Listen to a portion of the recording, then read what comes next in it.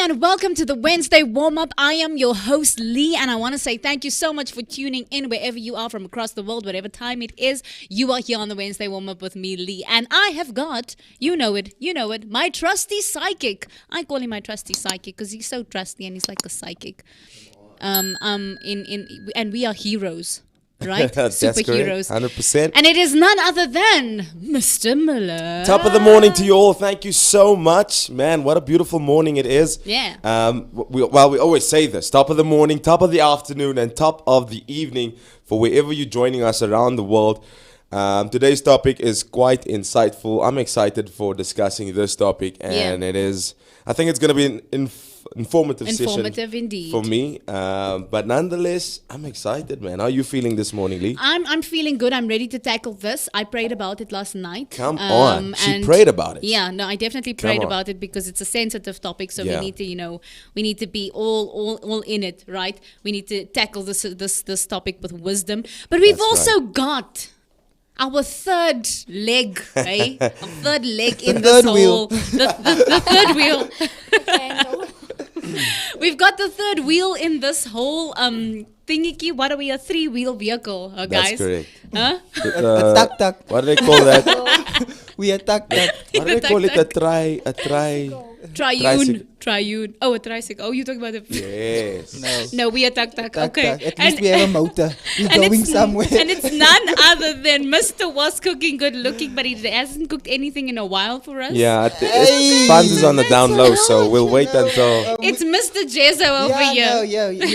Good morning, everybody. I hope you're doing well. Hey, it's a bit chilly outside, eh? So let me tell you how I also decided on this topic. So last week, Friday, we were in the car with Jesse's wife, Kaylin. And also I'm very upset because I wanted her to also be here because she had a lot to say in the car on Friday. If you're watching.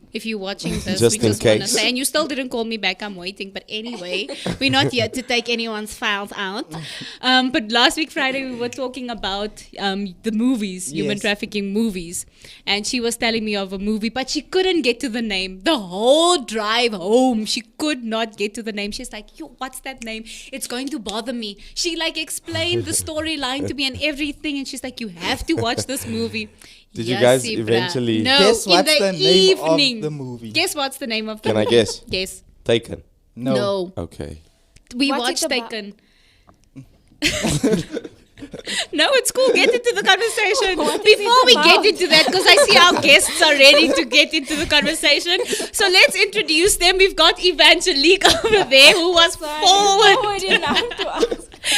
Because, okay, I get it. When it comes to movies, this one cannot keep quiet. Okay, she is a movie and series junkie. So she's like, wait, tell me what it's about. I'll give you the name. I probably watched But it. she's the type of person when she tells you about the movie, she's like, I don't want to tell you about the whole thing because I want you to watch it. Then she tells you the whole movie. But I explained it so well that you still go and watch it. Yeah. So we've got Evangelique in the building. She's also going to be sharing. Ooh. Yes, Sharing with all Western of us. Cape, where you at? She's going to be sharing with us her experiences as well. And also we've got Veronique Goliath in the house. Hey. Goliath. Veronique Come Goliath, on. hey, we've got a morning, giant. everyone. We've got a giant in the studio here this Yay. morning. Nikki, introduce yourself, and then we'll get into the story. I'll continue with my story. Okay. Kaylin says hello. I was about to say that. I'm like, I see you, Kaylin. Okay, good morning, everyone. I'm Nikki Goliath. There's no Veronique. Hey, Her husband is David. Yes, I am Leandra's colleague, and I'm excited to be here this morning. Awesome. Yeah, no, so Kaylin is actually watching. She says, hello, Kaylin. Hello. Shout out So to anyway, let me continue with the story, guys. So we're watching, so she's telling me about this movie. Late in the evening, she says to me, guess what's the name of the movie? Just take a random guess, guys. I tried. Can I try? You can try. Can I try? Yeah, shame Jesse can try because he knows about it. I think the name of the movie is Human Trafficking. It was literally human trafficking. We were talking about human trafficking and she's like, I can't get to the name of the movie. The name of the movie is Human Trafficking, guys. A whole entire human trafficking. Wow. So anyway, I didn't watch it yet, but apparently it's an old movie. I watched the trailer and I do still want to watch it. It's about, guess what it's about, guys? Take a wild guess. Human trafficking. How did you know? I'm on fire today. Yeah, man. But before we get into this topic, we're going to go over to this segment here on the Wednesday warm-up that we call Breaking News.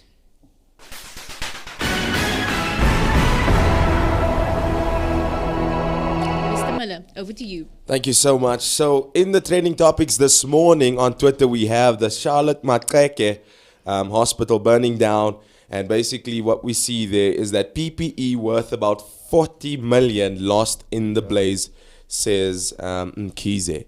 So basically, this is where a specific part of the building was burnt down, and a lot of money was lost in that. But we can put our suggestions forward as to what exactly is happening there. But we do want to think that it is linked with corruption.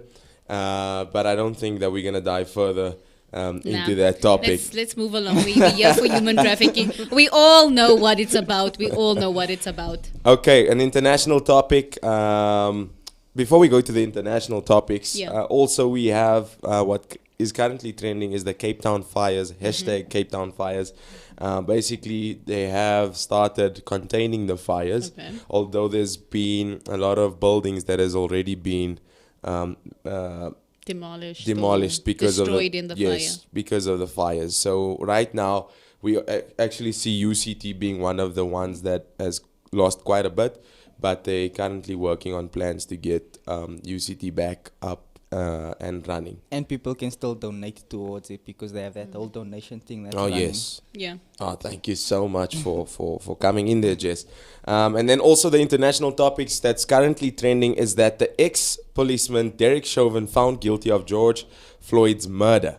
So he was found guilty, he's going to jail, and I think he's going to jail for a long, long time. We just want to say we are so happy about that. We're glad that justice is served and that the families can find some sort of solace in this absolutely gruesome and uncalled for death 100% of George Floyd. So that is the breaking news. We're going to go straight into it, the topic that you guys have been waiting for, and that is the topic of human trafficking. So human trafficking, we hear about it. I think the first time, I'm going to be honest with you guys, the first time I heard about human trafficking, or that I knew about human trafficking, was with the movie Taken. That was the first time that it was actually like made aware that there's this thing that's happening. I knew that girls get kidnapped, but I didn't know what it was for. I just thought they get kidnapped because, children get kidnapped because there's people out there that want children that can't have children. So I was completely oblivious to the fact that there's an actual syndicate happening right across the globe called that's known as human trafficking. But we want to deal specifically with human trafficking in a South African context. I feel like not enough attention is being placed on human trafficking, and yet I feel like it's a pandemic. In fact, it's an epidemic because it's felt right across the world. Everybody is dealing with it. So in South Africa, child trafficking has become a central concern for both the state and non-state institutions, right, agencies. So despite the increasing global attention on human trafficking, there's very little clarity on the actual stats. The reason why there's very little clarity on the actual stats is because victims still feel scared to come forward for fear of retaliation. They're scared that if they come forward, these guys who are part of the syndicate will come after them. Also, the reason why they feel this is because the vulnerable. When I was watching this one video, this lady from A21, it's an agency against human trafficking in South Africa, and the reporter asked her, "Why do you think that people, the vulnerable, feel this way?" And she was like, "Actually, there's two levels to vulnerability. There's the individual level and then there's the state level." She says on an individual level, it's obviously the victims and the people who can be possible victims, like you're vulnerable in society, your women and your children. And then there's also those that on the state level. And the reason why it becomes a real issue for us is because of government's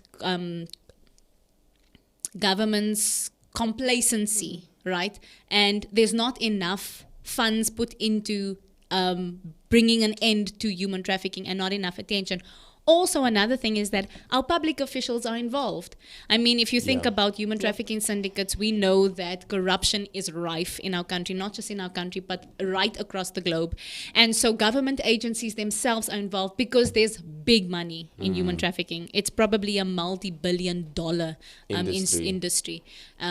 Because, and then she was saying another reason that makes it such an issue that makes it an epidemic is because of demand. Obviously, with any market, if there's no demand, there wouldn't be a need for it. Yeah. So it's your supply and demand thing, which means that there's a big market out there. So I initially thought, okay, human trafficking is just for sexual exploitation, okay? But it's not. A lot of the human traffickers, especially those that come from Africa, are exploited for modern slavery. So these people are actually sent to different parts of the world, whether that be a big market for African human trafficking is actually Europe. And they are exploited for modern slavery. So those people are sent there to go and work like slavery back in the day, work on the farms, like, you know, your cotton farms, your plantations in the US back in the day. That is what they exploited for. Children are exploited to these factories for child labor. So it's not just used for sex exploitation. And another thing that's big, especially in African countries and in our country, is for witchcraft. So a lot of the times, especially with kids, they say this is the list that I want, and this is the situation. So now I'm going to go into this quickly. I just want to trafficking a reality in South Africa, and then we're going to get into the conversation. So, yeah, they say that South Africa is actually the source, the transit, and the final destination for global human trafficking. So this is the place that people would come to put in their orders. Wow. Right? So this is where it is happening. It's mostly prevalent in the Western Cape. And it's also closely related to drugs, the exploitation of drugs and those kind of things. And they said that, so victims are trafficked from here to other countries. Foreign victims are moved through our country to other areas for exploitation, while foreign victims are brought to South Africa as their final destination. Okay, so I'm going to open the conversation to you guys. What are your thoughts on human trafficking in South Africa? Anybody? I wanted to add something also. You were mentioning all the different aspects for the human trafficking, and I think that Blood and Water, the series on Netflix, brings a whole new dimension to human trafficking, with the fact that they traffic you to sell you to a rich families that can't have kids. So they're adopting kids that was stolen, basically. So I think that was also a nice thing to put in there, that it's just a new dimension, and the fact that it is South African and Western Cape. Western Cape, that it actually shows this whole new side that you didn't even think about, that it's actually the rich also trafficking kids for the purposes of not being able to bear kids. So on that note, you mentioned the rich exploiting. Do you think that it's mostly related to greed and to money?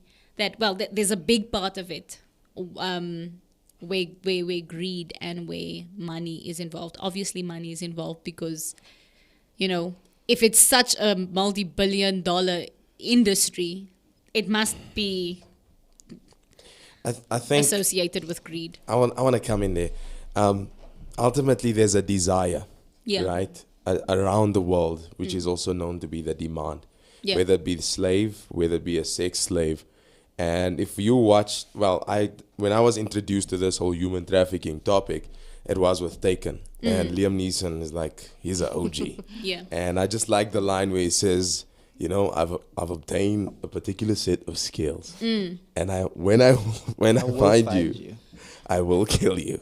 So when I actually got into this whole topic about human trafficking, it was alarming to me. And to eventually see it play out in our community in El Dorado Park. We actually had a few cases where the community would literally catch these guys and they would get beaten up to the point where I think one was killed already. There were two at one stage, one of the public schools close by. and the whole community beat him up, and both of them, and the one just literally died there in front of everybody. So that was an intense situation. But literally, those guys already had the car set. They had the girl. They took the girl already. Sheesh. Someone at the tuck shop saw something, and they said, "Hey, that guy is busy taking the child there." Yeah. And then everyone just started running towards these guys. They started running, and they even left the car behind, and then got them, and then basically that's what happened. So when we started understanding that these things are happening as so close to us, I mean, you watch it on the movies, and now it's happening in your community, like literally like a few houses from where you stay. Yeah. It's like, what the heck? It's like, you know, the victims. Who's next? Yeah, this can be my sister. This can be my cousin, and it's very alarming. And ultimately, it's because of the demand, the desire. People don't want to. Like when we use the story about the slaves, they don't want to do the work themselves. They would rather have someone else do it. So what's the best thing to do? Get people from other parts of the world, get money, pay for them to come this side, human traffic them, whatever the case may be, and let them come and do the dirty work. Sure. Also, in Elders, referring to what Eldon was saying, about 2 years ago, if I'm not mistaken, around the same time everything was going on. You know these guys that collect the empty plastic bottles that corrupt the streets? Yeah. So at a few schools. From Lapland, the Laplandians. Yes. Yeah. So at a few schools, these guys would actually take the kids from the school in front of all the other little kids and throw them in those things, cover them with the bottles and leave. And that's how people started. That's how bad it was. Yes, the I community remember that started. story. Yes, I remember that story. And also when you speak about greed or when you speak about money, they collect in bottles to exchange for money. But if they're working for someone that's going to offer them a lot more for a little child, they're going to take it. Yeah. Regardless, I'm desperate for the money. I'm desperate for whatever you're going to give me. So I'm going to do it. No matter, I always say, what goes through the mind of someone who takes a child from a school? So what goes through your mind? And you think about it and you look at their environment, you see where they stay, and you see the poverty state that they are living in, and they want to make money, which is no excuse. Yes. It's no excuse to put a parent, I mean, you get there, you drop your child off, you know your child is safe. You get a phone call, your child was just taken from school. Sure. How do you feel? And they have no remorse whatsoever. I mean, they literally take the child, throw them in that little thing or that big thing, cover the child with the plastic bottles and walk away as if nothing happened. Nikki mentioned something there. She was talking about poverty. And I've seen like the articles that I was reading, they were saying that as much as kidnapping, like actually like kidnapping people in public is a thing, these traffickers prefer trick and trap. So they give the promise of jobs, and we've seen it a lot in our country. So they say that they target specific people, and then in the advert they say woman only, between this age and that age or whatever. And you're so desperate for money, you're so desperate to get a job. So then they'll say to you, I know that in the CBD, Johannesburg CBD in town, there's been a ring Quite that a was few. happening, going Raylene on was there. there, by the way. Sure. She was there. So I'll take you through the story, but continue. So they get promised a job, and then a lot of the girls go there, and then they go to this building or whatever, and that's where they kidnap the girls. Apparently, they say that they take them from one building and they take them to another building where the thing is now actually happening. Because obviously, in the public, it's like, this is a job agency, and jy dink nog you are going for a job interview, and then they take the girls and then they go away with them. Another thing is the promise of fame and like, you know, modeling agencies. This is a big one, and just talent agencies in general.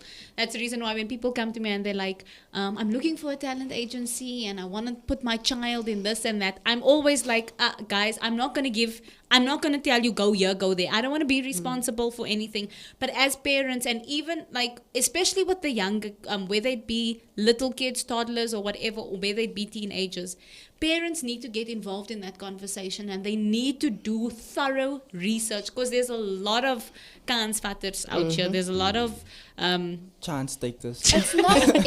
chances. It's not even just kids. Yeah. Yes. As a woman, you can be in your 40s. Yeah. Yeah. And still fall for the trap, Yes. because you're also looking for a job. You also want that, I want to be Famous. the model Yeah. on your jet. When you Yes. walk in the Glen, please see my face Yeah. vibes. Yeah. We're so desperate to make a name for ourselves. And Yes. I'm thinking about what we spoke about last week with the social media on Xavier's show. Yes. That we're so desperate to live some sort of lifestyle to prove ourselves that we're so gullible Yeah. when people promise something Yes. that you just fall for it. Yes. So I can promise you The moon and the stars. not even a job. I can promise you, please test this cream for me. Yes. Yeah. But meet me at number 1 in show, Yeah. for example. And you so desperate, I want to show my unboxing for this and what. You end up going to go fetch the thing not knowing Exactly. it's a trap. 100%. So just also something to... Definitely, So- you spoke. Sorry, Eldon, I'm gonna let you speak now. But you mentioned something very important. Remember during the pandemic, but even before this, the world moved online. So obviously now that's where people are being targeted. And you were saying any age group, as a matter of fact, it doesn't matter what age you are, because I've been hearing of older women, middle-aged women being kidnapped. So it's obviously. It's not a matter of. I was telling Jessie this morning, especially with rape culture. Rape culture is not about sex. Rape culture is about power. Because why is it that there's so much violence involved when it comes to in human trafficking? The stories that I've heard, it's always of they hit me and they treated me like I'm basically like an animal. That's how they get treated. So rape culture is not about what you wear. It's not about how you look. It's not about your age. It's not about this. Rape culture is about power, and power corrupts. Eldon, you were going to say. Yo, hey, guys, this topic makes my blood boil. But nonetheless, so let me take you through the story with Raylene, my girlfriend. Yeah. So she applied for a job. We were looking for a job for some time. Yeah. After varsity and stuff. She applied for this job and she saw this ad online. And she applied for it. And then basically they were sending her emails. Listen, yeah, you've been shortlisted for an interview. We'd like to meet up with you. Please come to this building, this floor. Gives you the floor of the building. Tells you time and date, whatever the case might be. When Raylene got to that building, it was like this Goti, this Goti was like the all the Pakis and the Somalis that are selling clothes and stuff. And literally there was this section where she had to go deeper into the ground. Sure. So it was like an underground thingy, mabob. Yeah. Hi. The first thing Raylene checked, she checked the area, she checked the street, Yes. she looked at the building, she saw that this thing is going Into into a like a basement. pit, Like a a basement. basement. She was like, hi, just now U-turn. I go straight to hell here Yeah. from here on. Yeah. And that's when she turned around, she got into Yeah. a taxi, she came back home and she was terrified. Yes. Terrified. And I was like, what happened? And she Jesus. didn't want to speak about it. And I was like, yo, I nearly lost my baby. Yeah. And yeah, I just thought that I should share that story. And this is basically what our girls is going through. Definitely. And then Just think they're going through that extent of sending you emails back and forth. You've been shortlisted. But they like- do that because it looks like a legit company. Because I Yeah. told Leandra in the car as well. I have a friend who basically went through the same thing as well. Same thing, shortlisted, job interview, whatnot. In town, went to town, took a taxi, got to town, got into the building, and it's like, this doesn't look like an office building or anything No because it's like furniture. empty. Yeah, it's like empty.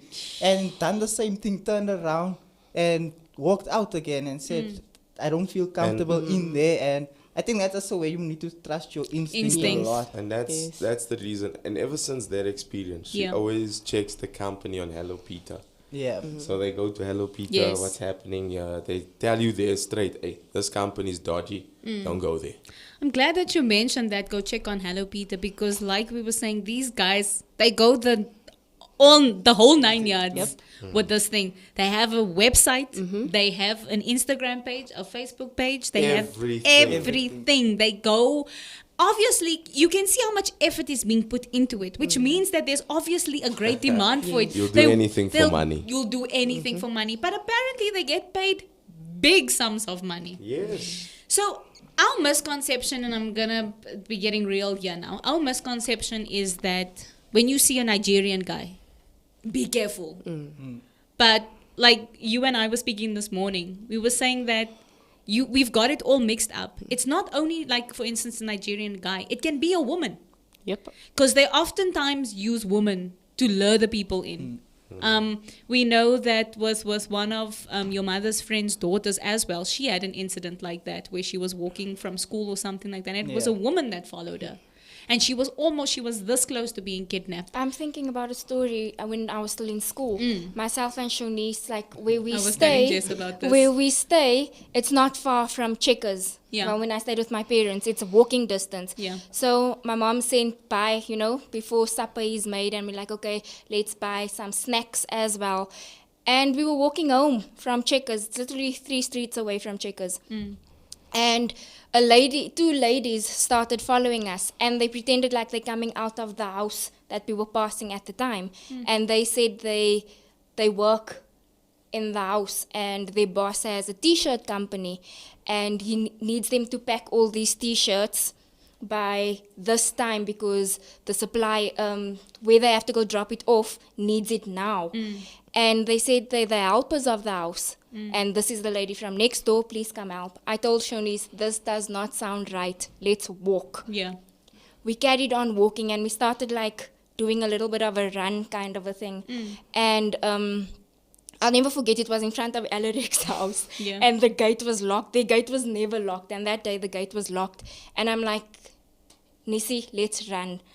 And as we started running, the same 2 ladies pull up, but now they're coming with a taxi. Sure. And there's 3 other guys in the taxi with them. And at that moment, I told Shonice, just give whatever we have. We dropped the groceries right there. We threw our phones, that Samsung D, whatever, came out. And Shonice is like, this is my favorite phone. I'm like, give everything. Yeah. They gave us a few slaps, but we ran for it. And we got home, and we were in such a shock. But I'm thinking like, that was by the grace, because I mean they were 3 guys, 2 women. They didn't get to put us in the taxi, but we just ran, and it was in our street. And you think you're staying in a suburb, but that's also the thing. It's not always your environment, because let's be honest, even if it is a packed place, we live in a society where people don't want to get involved. Yep. Yes. They just stand back They'll take and the they'll phone take a out and photo. record. Yes, they want the views, but they're not willing to help you. Yes. So that's also something that was like, and I think that was the day I'd never forget. I think I was like in grade 9, grade 8. And that's when I became over observant. Yeah, Lee always likes to say, you paras. Yeah. And I was about to mention that, like, when we were younger, I was the kind of person, I did not look around me. Like, I'm at a place and there's nothing happening around me. I'm just going here and there and finish. And whenever I was with Vanjie, she would, to the point where I'm like, oh, why are you so paranoid? But you need to be in the day and age that we're living in. And I mean, in the environment that we're living in, you need to. So we would go to the Glen, for instance, right? Parents would drop us off at the Glen. We go, we watch movies and whatever. And me, I'm just walking. I'm like, that movie was lekker. And she would be like looking. But it wasn't like this obvious thing, you know? You must also operate with discretion. Yes. You can't now be like, hey. But she would always know. I don't know how she would spot them. And I remember the one instance where we were in the Glen, and you were like, we need to walk faster. And I'm like, why? Why are we walking faster? And she's like, there's somebody following us. This guy's been following us like for the longest time. And I think we went into a store or something like that, but we didn't go to the parking lot because we were gonna walk straight to the parking lot and wait, or we were gonna wait outside. And she's like, don't do it. We need to go in somewhere. We need to wait it out, and then we will go. And I'm like, I don't understand it. But now I finally do. Now I'm going to go over to the next thing with walking around with your kids as moms. What is it like for you? Sure. For me, it's like... Yes, mommy, talk it Yes, out. mom? So I barely walk around with my kids. Yeah. And if I do, it's just my daughter. Yeah. She's 5 years old and it's terrifying. My daughter's big, but wherever I go, she's in the trolley. Even if I'm just getting Pampers and milk, she's in the trolley. Because I'm so scared that someone might grab her from me, or I'm holding her hand and the next minute I'm not holding her hand. It's gotten to the point now where I'd rather not. I don't move with my kids, regardless of where it is. Because when I see videos, and I've seen it a lot recently, of mothers with their kids, and the child is in the trolley, or the child is holding a mother's hand, or his mother's hand, and the next minute the mother's looking around, where is my child, screaming the child's name out, but everybody just looks at her as if, what's wrong with you? Not knowing that a child was just taken. Or some of them probably have seen and they say, no, he ran down that way, but why didn't you stop him? And that's exactly what Vanju was saying just now. You're so afraid of being around places because who says that the next person's going to help you? And for me, our house shop is literally down the road. But if I have to drive there, I will drive there. Yeah. If Ozzy has to drive there, my husband, if he has to drive there, he will drive there. Well, 10 to 1 he walks because he's a guy. He doesn't have that fear that I have. So it doesn't matter where we are. Like one instance where, so ShopRite is not far from where we stay. It's about a 5-minute drive. And we get to the parking, I park the car, and so what we usually do is my daughter will sit passenger seat, but she'll jump over to the driver's seat, and then I'll lock up. I'll never leave her in the car, walk around and take out. I'll let her rather jump over to the driver's seat. So we lock the car, and the car guard comes to me and says to me, ma'am, while you're inside, just be careful, like see your surroundings. It didn't make sense. So I said to him, what do you mean? Why am I... I'm here to shop. And he says because there are a few guys that wants to pay the car guards to spot women with children or single women walking alone or 2 or 3 women walking alone, and you give them the number plate, you give them the car they're driving and whatever else. So when they come back to the car and they leave, they follow. And that's how they get their girls. Sure. And it's become so real now that I prefer to rather leave my kids at home or let them be with their father, because if they can, because you imagine these things. As a woman, you imagine what they would do. And already I feel like, just imagine what they'll do to me. But then when you think, what will they do to my child? Yeah. And it's not just little girls, it's little boys as well. Exactly. So that's where Vanju will vouch with me, it's the most difficult thing, especially being alone with your kids. It's terrifying. For me, I don't even go. If I need to get out of the car, I don't go anywhere with the kids. Yeah. Not even with the kids. I don't go anywhere alone. Period. Yes. If I need to buy milk, Checkers 60 seconds has saved my life. Yeah. Because I'm at the point where I would rather spend that extra 75 Rand For your safety. for my safety. Yeah. Sure. So I will rather spend whatever for the delivery man to bring it than for me to leave the house with the kids. Or, something as simple as that. And I made a note about just different places of kids. You think about school versus human trafficking. Is my child safe? You think about shopping versus human trafficking. You think about just even stopping at someone's house, Yeah. like someone and stopping in the parking and wondering, okay, the child needs to hold my hand to get into the house. Because if it's in a complex, you don't know who lives next door either. So now my mind even goes to living in a complex. My kids don't go outside alone. If they go to the bathroom, we're walking all together, hand in hand, to the bathroom, certain things like that. So as a mother, it's not a nice experience. And then I think about Sorry Scarlett. to break your word. So didn't you have incident in yes, your complex? in our complex, we actually had an incident. Nothing happened to the child, thank God. But they posted, so we have the estate life thingy that they put news updates all the time, and they like 3-year-old gone missing. Everybody look. They closed all the gates. They searched every house. They searched everywhere, the whole complex. And what was nice, the whole complex came out to help look. But the child was just sleeping in the next door neighbor's yard. Oh my So God. they left their little gate and went to play with the dog and fell asleep while playing with the next door neighbor's dog. But that fear, where Ashley was like, if something happened to that child, we're packing up tonight and we are leaving. And that's the kind of things you panic the whole time. If someone is missing for a bit too long, it's sad that the first thought is, I hope they're safe. Yeah. And you start praying. Yeah. You know, like I drive on the road and when I see a lady walking, I also I do start that. praying immediately. I I do don't the even know. same She thing. could be the bad one or what. I do the same thing. But I'm Pray like, for Lord, cover repentance. under blood, no Yeah. accident, no incident. No, Keep really. us safe.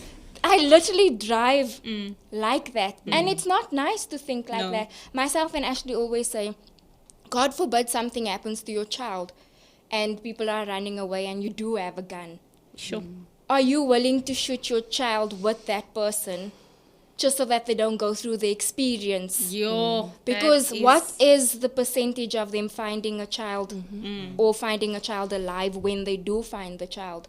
So your mind goes to, would you rather, you Have know, an injured sacrifice all these lives Yeah. or not see your child again but know what they're going through? It's true. So it's difficult. But the thing is, like you were saying now, it's literally a matter of life and death. I was watching this one documentary, this one lady, and I'm just going to go with what Sarita said here. Sarita says that almost every girl in South Africa has a story of almost being kidnapped or assaulted. It is so sad, and that is 100% true. If you ask any woman, anywhere, have you ever felt unsafe? Have you ever felt like you were threatened by somebody, by a man, by a woman, or whatever? They would say yes. I was watching this one thing about Nigerians that get the demand for African women in Italy. So for prostitution. And this one girl was saying that she was at an orphanage, and obviously, like, no, not at an orphanage, sorry. This was a South African story, the orphanage one, but I'm going to go to the Nigerian one. And she says that she lost her mother during childbirth. When her mother gave birth to her, she lost her mother. When her father got to the hospital, he died of a heart attack upon hearing this. So then she went to go live with her aunt. And then the aunt was like, no, you need to, but at a certain age, the aunt was like, no, you need to go look now for your people. I can't take care of you anymore. And she found her uncle eventually, but then war broke out in their tribe. So then everybody was scattered. Eventually she met this guy, her boyfriend, and it's similar to the story that you were speaking about in the movie Human Trafficking. This guy, and he said to her, my family lives in Italy, and they've got a supermarket there. I want you to go work there. And she was like, yes, happy about it, because she's escaping poverty. So she's like, okay, fine. Long story short, she ends up basically being trafficked and exploited for sex. But she says it's so brutal, you'd rather die. That when people, they were sent to, she says she went from place to place, like she was taken from there to there. And what these traffickers do is, especially like women that come from Africa, remember we said that South Africa is the source. So say for instance, I'm just making an example, Aldrin's my boyfriend, he's part of this trafficking ring or whatever, he obviously gets paid for me. And then the money starts accumulating, your traveling expenses, you paid. So you become indebted as the victim. You become indebted to these sex slaves, to these traffickers. So they say to you, you owe 50,000 euros. You owe them 50,000 euros. You must sleep around to pay up your debt. And that's what happened. So they get sent from place to place.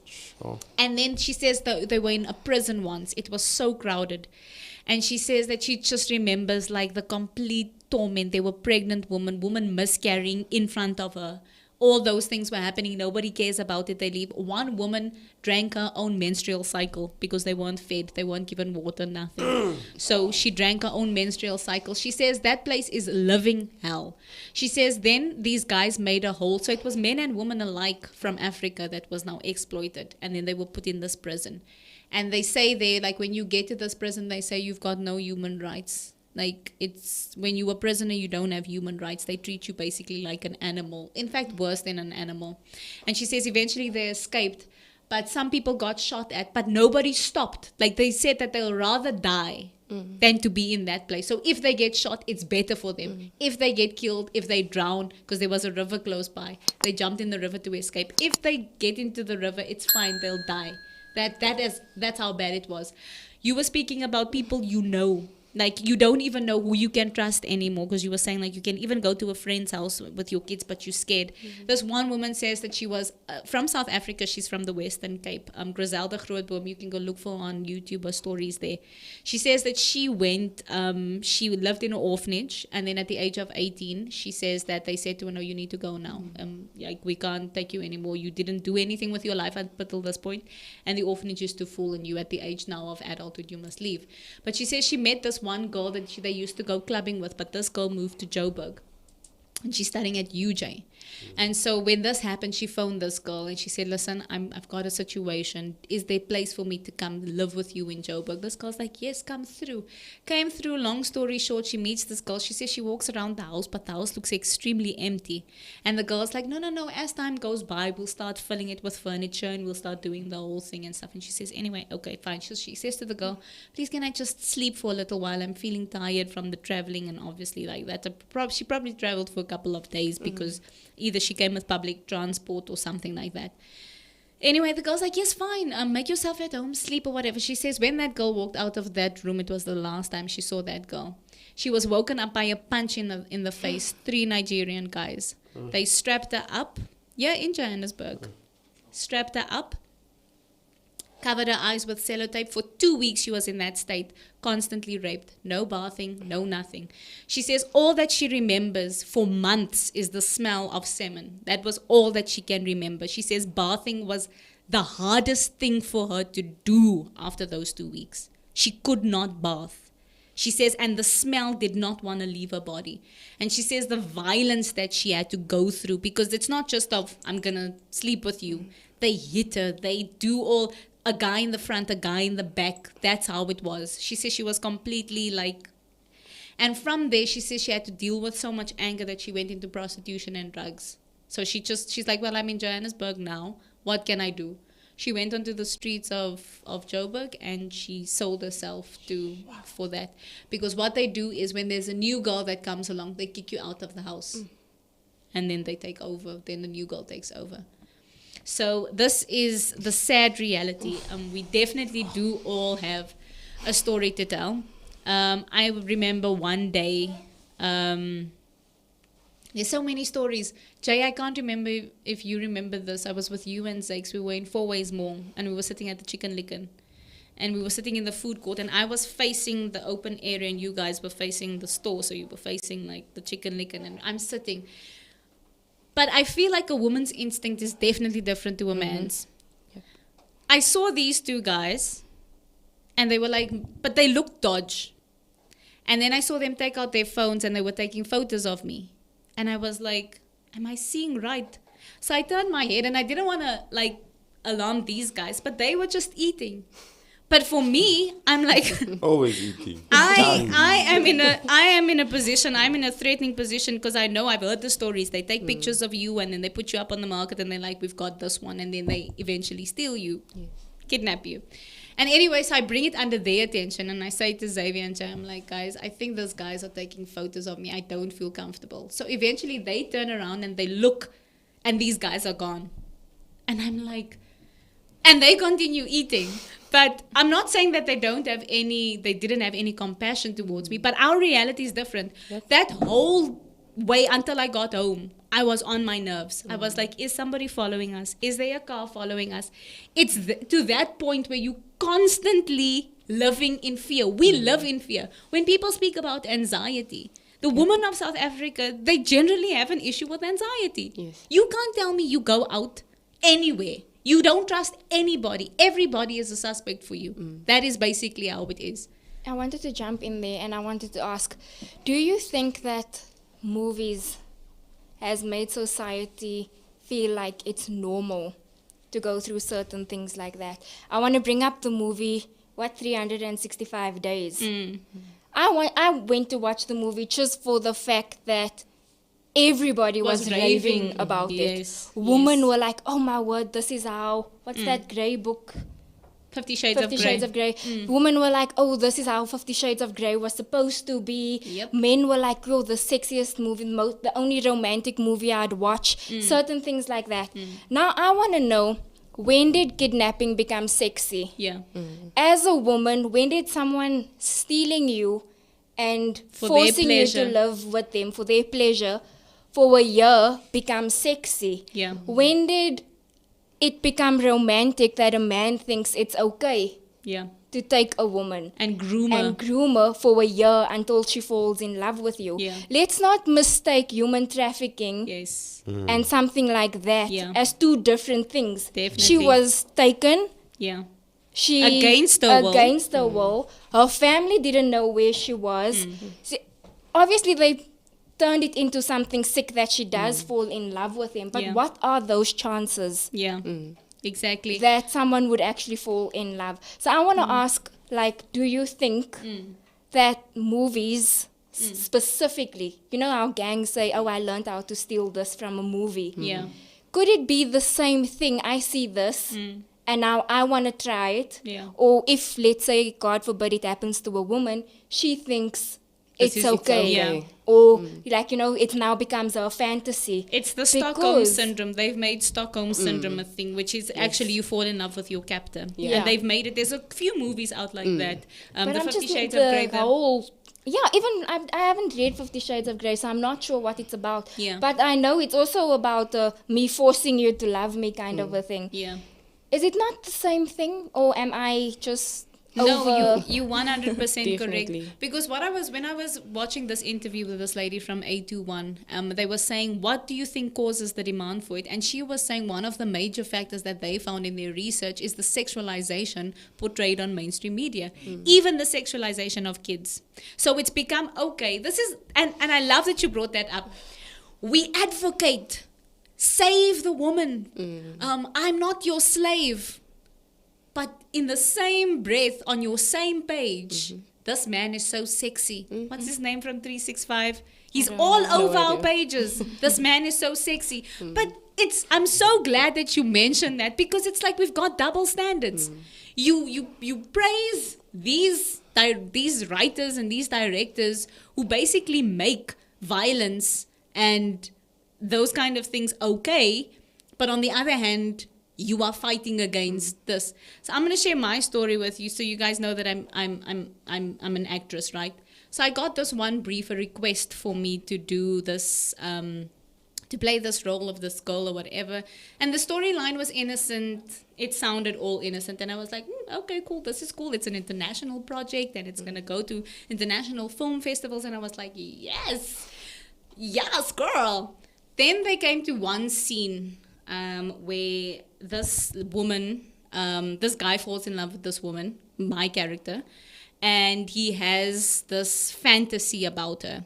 And in the fantasy, like they have sex and whatever, but then he becomes beastly and he like dominates her because this is his fantasy, him dominating her. And I was like, you know what? Artists' free expression, I'm all for that. But then I was like, how am I going to advocate for non-violence, anti-violence against women and children? But I'm literally portraying a character who is another man's fantasy and he does what he wants to with her in the scene. I was like, that doesn't make sense. So I had to make a decision there, and then I'm like, you know what? I'm not going to stand for this. I will not support that. And I mean, this is my money. We're talking about my money. And I was like, I'd rather not, for the sake of another person. You know, that is what empathy is all about. And I feel like people have lost the essence of empathy, thinking about another person. Even like with guys, what is your experience, guys? Because you're so silent. Anything. You guys are so silent, but I wanted to bring there your must be opinion a market for women as well, Yes. like women that want, you know what I'm trying to say. But not just that, like, how do you feel about It's twofold. yeah. So it could be where a guy is human trafficked or taken into slavery, whatever the case may be. And then the other part is what is the role that gents are currently playing in making the environment feel safe, making other females feel safe? Yeah. So I'm sitting here and I'm like, I'm putting myself in a lady's shoes right now as you guys are speaking, and I'm like, what the heck? And I don't think this thing has been as close to me as it is right now, discussing it. I know that it has happened around me and stuff, but at the same time, I'm listening to all these crazy stories, and I'm like, yo, this is actually a real thing where you paranoid that entire day, entire week. Yeah. And I think it is our responsibility as guys to make the environment more safe, to become more observant. Like you spoke about the sense. You have like the females have this sixth sense, whatever the case may your be. instinct. Your instinct, whatever the case may be, where you know that something is out of place.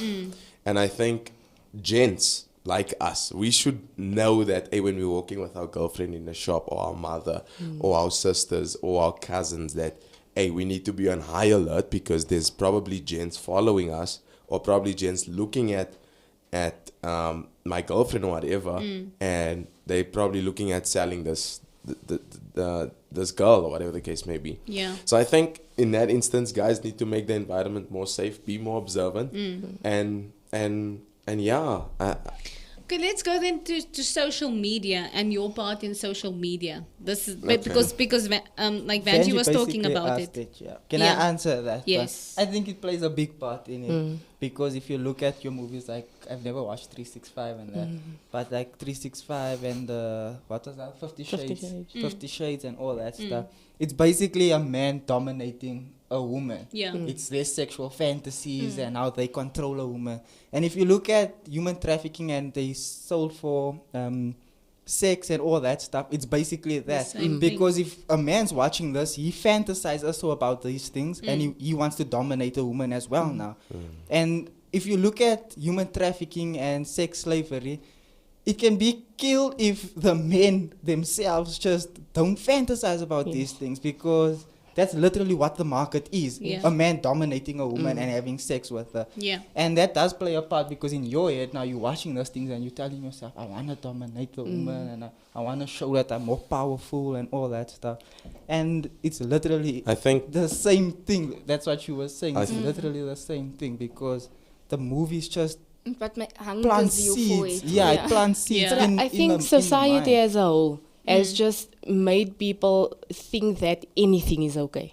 Because now we, on the one hand, we're fighting for our kids to be safe, and on the other hand, we're allowing grown men to have sex with kids. Exactly. And there's people fighting for it, and people saying, but what's wrong with it? Yeah, it's their preference. How do you ask that question? What's wrong with that?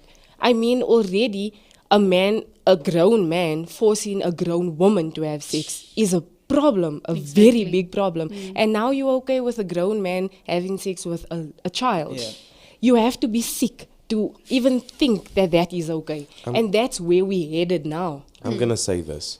I think the beginning or the start to this desire, this demand, or guys wanting to see whatever they want to see and experience, whatever they want to experience, I think the starting point is pornography. I was going to Yes. say that. Definitely. Plays a big role. We may 100%. think that pornography it's a thing. People say, "Hi man, it's alright, man. It's teaching you this and that and the other. It's just part of growing up." Yeah. No, it's not. That is a spiritual demonic attack Yes. on your life, on the way you see things, your thought pattern. I know that because I usually speak about my story Yeah. and pornography, and I have a testimony. I was once addicted to it, and I'm gonna share it because I'm not ashamed or whatever. Yeah. I was once addicted to it, and I got delivered in 2014, 2015 from it, and I realized what pornography done, and when I wanted to stop, I couldn't. Yes. And that's when I realized this was a Definitely. problem. Addiction. It was a proper addiction. And guys are going through this thing even till today. Yep. No matter how old you are, there's married men that are struggling with pornography. And because sometimes their wife doesn't, please them as much as their hand does. Yeah. Or there's this specific thing that they are looking for. And it has all been socialized through pornography. Yeah. So you get introduced to pornography, you see things, you're like, oh, this is how it's supposed to be. Yes. This is what happens, blah, blah, blah. And then the next thing is that you create this expectation and then it does not happen. Yeah. And I actually saw a study not too long ago that it is the guys that turn out raping women, it's guys that are addicted to pornography. Yep. And Definitely. I was like, wow, this is crazy. Yeah. So I do think, and I'm going to say this, I do believe 100% that you can overcome this addiction. It is a demonic attack on you, on your thought life, on the way you see things, the way you perceive it, because you become so consumed in pornography Yeah. that becomes your life. That's all that you want. There's this constant sexual desire, you just want this power, this feeling, whatever the case may be.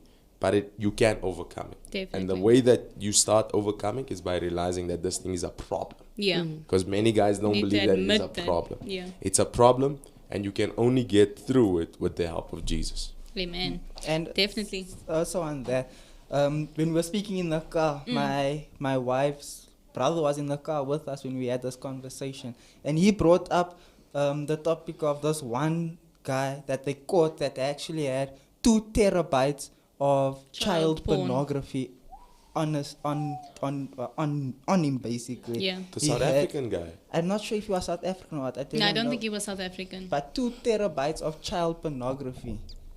And Yeah. that's where it starts, like you just said, with the pornography. Now, if you have child pornography on you, obviously you're sitting in front of schools now Yeah. because it becomes this. This desire. desire. You become so consumed, it becomes habit. And this is all that you want to see and do. So we're going to go into the solutions from a woman's perspective, our own personal experiences. What do you do to ensure your safety? I'll start over here. I'll start with you, Nikki. And your safety and the safety of your kids. What have you done to cope? Stay at Your home. coping mechanisms. So, Jesse says it as a joke, but I actually do that. Like, I don't go anywhere without a male figure. And I'm reading Sarita's comment, and you know what? It's not fair. Yeah. It isn't fair on a woman to have to depend on a man to do certain things, because there's certain things a woman doesn't want to do with a man. Let's just be honest. Yeah. And like I was saying yesterday, I don't go to any shop alone. I mean, yesterday, even doing grocery shopping, I ask Clayton if I'm doing it after work. I ask Clayton to go with me. If I have to do something, I ask someone to go with me, a male figure. Or I won't go without my husband, or I won't go, like, if I'm at home alone with the kids, I'll never leave. I'll rather phone my brother, ask him to buy whatever and bring it to my house, which is still not fair. Yeah. Because I should be able to go places without being scared. And I still haven't overcome that fear, but I believe that I will get there. And I believe that we will get there one day where we can, because it came to a point where I used to walk around with a knife. I used to walk around with peppers. I swear to you. Nikki? Yeah. One day I actually left home with my husband's gun because someone followed me for 2 days and so much fear. The next day I walked with a gun, and as he came close, I took the gun out and I said, "Take your next step." And he turned around and walked the other direction. Do we have to go that far? Yeah.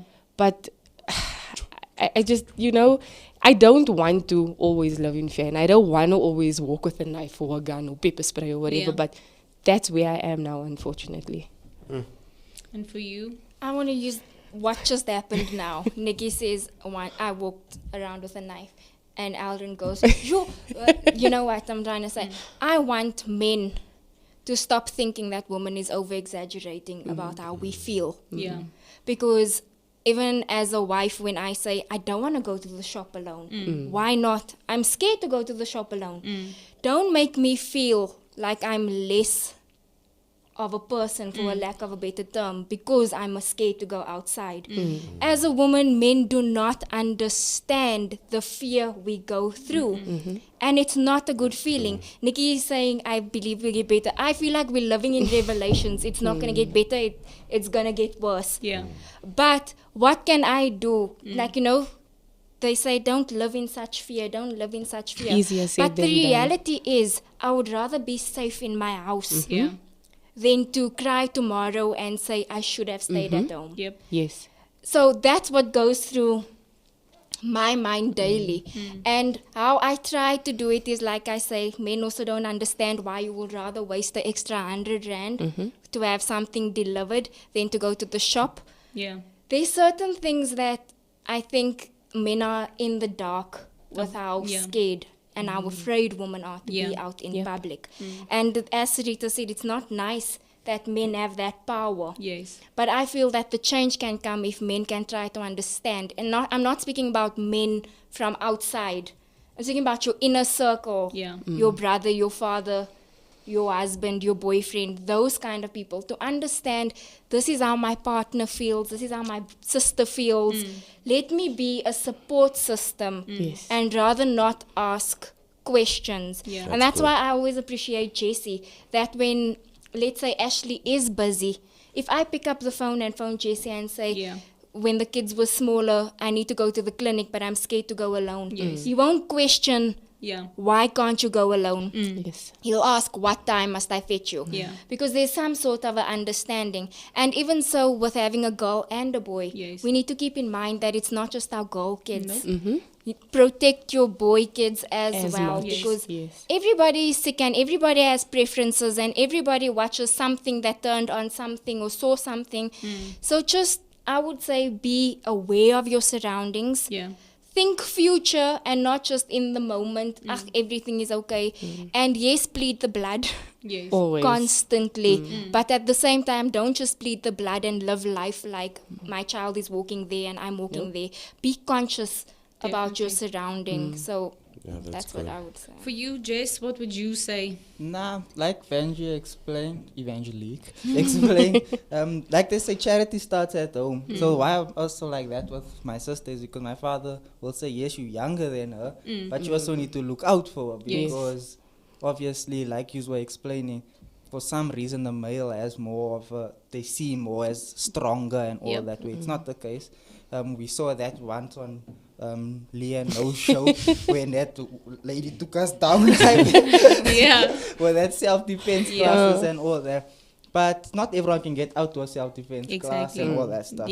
But no, for me it's just, we need to get to a point as men also where we need to understand that we can't always want to dominate women. We need to understand that they're just as powerful and strong as what we are, and we just need to look out for each other. And if you are into those human trafficking things, stop us up, honestly. And if you are someone that's actually sleeping with the girls, you also stop, because it starts with you. If you stop, there's no business for these guys. Obviously, if you're not doing it, there's no one to sell them to. So obviously there's no business for it. So if you are someone that's sleeping around with these girls and stuff, stop it, because you are making the woman scared, and it's not nice to walk around in fear every time. Like I can't picture not wanting to leave my house. And I like the street. I like being outside. And I can't picture as a woman to sit indoors every single day and just to go to get bread. Yeah, you must be scared to get bread. It's not supposed to be that way. But I hope it gets better one day. For you. I think that day starts today, Jess. I think I got 7 things here that men can do to make women feel more safe. Number 1 is keep distance. Number 2, don't run up from behind. Number 3, offer to walk female friends home. Or be there if they ever need you to go to the store, whatever the case may be. Number 4, keep your hands to yourself. Number 5, be an active bystander. Number 6, keep comments to yourself.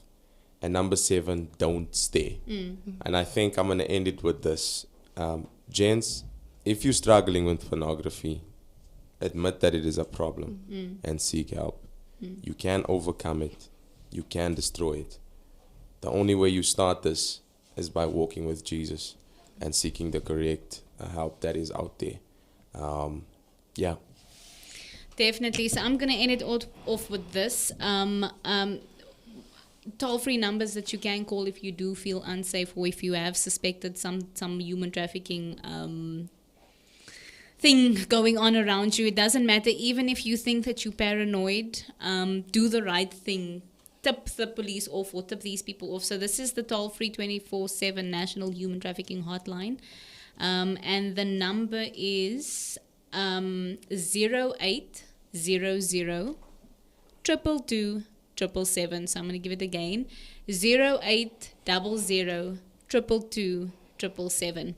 And yeah, we all need to play an active role in stopping this. I'm actually at a loss for words, because it's true what you were saying. We feel like the safest route to go is to stay at home, and that's it. Like, when you leave the house, you become a target. My thing is, I walk around with pepper spray. I have pepper spray. Even like when Jessie fetches me in the morning, I'll have my pepper spray on me. When I see a guy, any guy, I immediately am on high alert. I feel if it's there. I know the moves that I'm gonna do to take out. So you play all these things in your mind. You play it in your head, like these, before you leave the house every day. You come up with scenarios. You're like, if this is gonna happen, this is what I was gonna do. And I get Nikki's point, because I also walked around with a knife once, because I didn't have pepper spray, and I walked around with a kitchen knife in my bag. And the thing is, like, the inside of my bag was cut by the knife, and I was like, it's fine, okay. The safety comes first. And there was one time when I was actually going to use the knife, and I would have gone to jail for manslaughter. But anyway, it's the reality. We're taking things into our own hands. But yes, we pray for everybody out there. We pray that you are safe. Be vigilant of your environment. When we had the on Mo and my show, we had the self-defense classes, and that lady was saying, before you must be aware of your environment. She says, because you need to know exit points. And I feel like that's what women do. I don't know about you guys, but we already know. We walk into a place, we surround our areas, we're like, okay, that's the exit point. This is where I can go to hide. That is even what we think about. In you your look own for house, places. you know where the exit, where am I going to hide if someone comes in?